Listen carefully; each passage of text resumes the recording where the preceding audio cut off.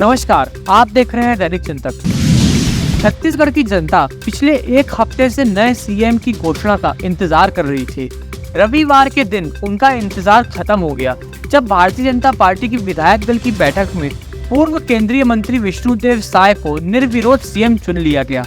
BJP राज्य में अपने लिए एक बड़ा आदिवासी चेहरा ढूंढ रही थी और विष्णुदेव साय के रूप में उनकी खोज पूरी हो चुकी है। साय के पास 30 साल से अधिक अनुभव है। वहीं अपने सरल स्वभाव के कारण भारतीय जनता पार्टी के नेताओं में उनकी अच्छी साख है। संघ में अच्छी पकड़ रखने वाले विष्णुदेव साय पूर्व सीएम रमन सिंह के भी बेहद करीबी माने जाते हैं। चुनाव के नतीजे आने के बाद कई चेहरों पर चर्चाएं चल रही थी, जिनमें आदिवासी और गैर आदिवासी चेहरे शामिल थे। पूर्व केंद्रीय मंत्री रेणुका सिंह, भारतीय जनता पार्टी के प्रदेश अध्यक्ष अरुण साव, गोमती साय और पूर्व मंत्री लता ओसेंडी को लेकर चर्चा तेजी से थी, लेकिन रविवार को विष्णुदेव साय के चेहरे पर मुहर लगा दी गई है। भारतीय जनता पार्टी ने आदिवासी चेहरे पर दांव खेलते हुए विष्णुदेव को चुना, जिनके पास राज्य से लेकर केंद्रीय राजनीति का अच्छा खासा अनुभव है। आपको बता दें कि विष्णुदेव साय ने अपनी पूरी पढ़ाई होने के बाद राजनीति में कदम रखा। 1980 में बगिया से निर्विरोध सरपंच का चुनाव जीत गए। इसके बाद उन्होंने साल 1990 में पहली बार विधायक का चुनाव लड़ा और जीत हासिल की। वहां 1990 से 1998 तक मध्य प्रदेश विधानसभा में सदस्य रहे। इसके बाद 1999 में वे 13वीं लोकसभा के लिए रायगढ़ लोकसभा क्षेत्र से सांसद निर्वाचित हुए।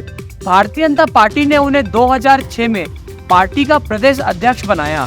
2009 में 15वीं लोकसभा के लिए हुए चुनाव में वे फिर से सांसद बने। फिर उसके बाद 2014 में 16वीं लोकसभा के लिए फिर से रायगढ़ से सांसद बने। इस बार केंद्र में मोदी सरकार ने उन्हें केंद्रीय राज्य मंत्री इस्पात, श्रम, रोजगार मंत्रालय दिया। वे 27 मई 2014 से 2019 तक इस पद पर रहे। पार्टी ने 2 दिसंबर 2022 को उन्हें राष्ट्रीय कार्य समिति सदस्य और विशेष आमंत्रित सदस्य बनाया।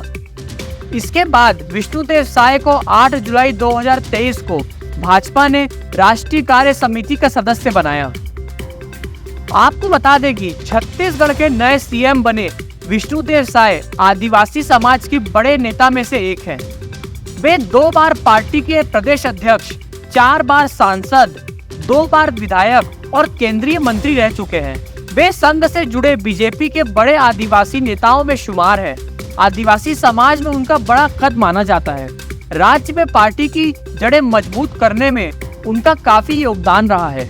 साथ ही व्यवहार में विनम्र और कार्यकर्ताओं के साथ बढ़िया तालमेल से यह सब उनके हक में रहे, जिन सब के चलते पार्टी नेतृत्व ने उन्हें सीएम बनाने का फैसला लिया। विष्णुदेव साय की गिनती पूर्व सीएम रमन सिंह के करीब लोगों में मानी जाती है।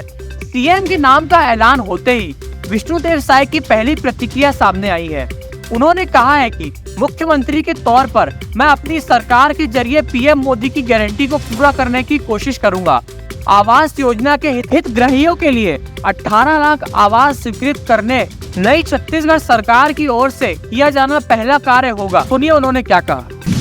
आभार व्यक्त करना चाहूँगा।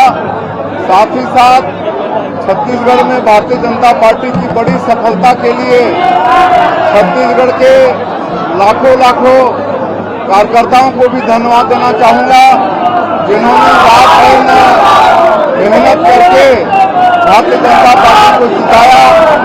साथ ही साथ हमारे राष्ट्रीय नेतृत्व, हमारे देश के यशस्वी प्रधानमंत्री आदरणीय श्री नरेंद्र मोदी जी, हमारे देश के यशस्वी गृह मंत्री आदरणीय अमित शाह जी, हमारे राष्ट्रीय अध्यक्ष आदरणीय श्री जगत प्रकाश नड्डा जी सहित और अनेकों राष्ट्रीय नेतृत्व, राष्ट्रीय हमारे केंद्र सरकार के मंत्री छत्तीसगढ़ में चुनाव प्रचार के लिए आए और यहाँ पर छत्तीसगढ़ में पूरे चुनाव प्रचार का कमान आदरणीय ओम प्रकाश माथुर जी संभाले हुए थे और उनका रिकॉर्ड है जो जहां पर भी जाते हैं चुनाव जिताते हैं और उनके मार्गदर्शन में हमारा पूरा प्रदेश नेतृत्व, पूरा प्रदेश कि हमारे लाखों कार्यकर्ता चुनाव प्रचार में जुटे और भारतीय जनता पार्टी को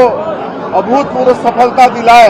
इसके लिए आदरणीय ओम प्रकाश माथुर जी, सह प्रभारी हमारे मनसुख भाई मांडविया जी, नितिन नवीन जी और हमारे जो प्रदेश के नेतृत्व हैं, उन सबको भी मैं बधाई और धन्यवाद देना चाहूँगा, जिनके अथक प्रयास से भारतीय जनता पार्टी की इतनी बड़ी सफलता मिली और आज हम लोग सरकार बनाने में सफल हुए हैं। एक मुख्यमंत्री के नाते हमारी प्राथमिकता होगी कि आज छत्तीसगढ़ में जिस तरह से 5 साल तक कांग्रेस पार्टी की सरकार चल रही थी, जिससे हर वर्ग तरस था, और आज इस सरकार से छुटकारा मिला है और हमारी प्राथमिकता रहेगी कि हम लोगों ने जो चुनावी घोषणा पत्र जारी किया है, मोदी की गारंटी, उसमें जो भी वादे छत्तीसगढ़ की जनता से किए हैं, उसको प्राथमिकता से पूरा करना ये हमारा काम होगा। पिछले 5 वर्षों में पूरे प्रदेश में 18 लाख लोग पक्का के मकान, प्रधानमंत्री आवास से वंचित हुए हैं।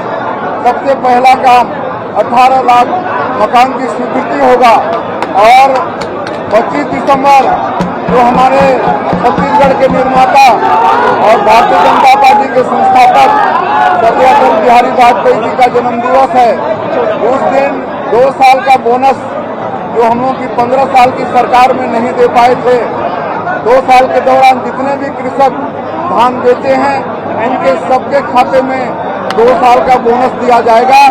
ये सबसे पहले किया जाएगा और उसके बाद जो भी मोदी की गारंटी में हम लोगों ने वादा किया है, सबको हम लोग 5 वर्षों में पूरा करेंगे।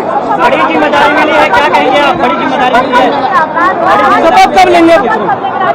शपथ की तारीख है, अब शपथ अभी हम लोग बैठेंगे, विचार करेंगे हमारे वरिष्ठों से। सर, बड़ी जिम्मेदारी मिली है, क्या कहेंगे? बड़ी जिम्मेदारी मिली है छत्तीसगढ़ में, क्या कहेंगे? हाँ, बहुत चुनौती है, काहे कि पिछली सरकार ने पूरा सरकारी खजाना को खोखला कर दिया है। अब हम लोगों को बहुत इसके लिए प्रयास भी करना पड़ेगा और फिर आप लोगों से बार बार मिलते रहेंगे, बात भी होगी। आज के लिए इतना ही, बहुत बहुत धन्यवाद। धन्यवाद। आप देख रहे हैं दैनिक चिंतक। आगे की अपडेट के लिए बने रहे हमारे साथ। हमारे चैनल को लाइक, सब्सक्राइब और शेयर करना ना भूलें।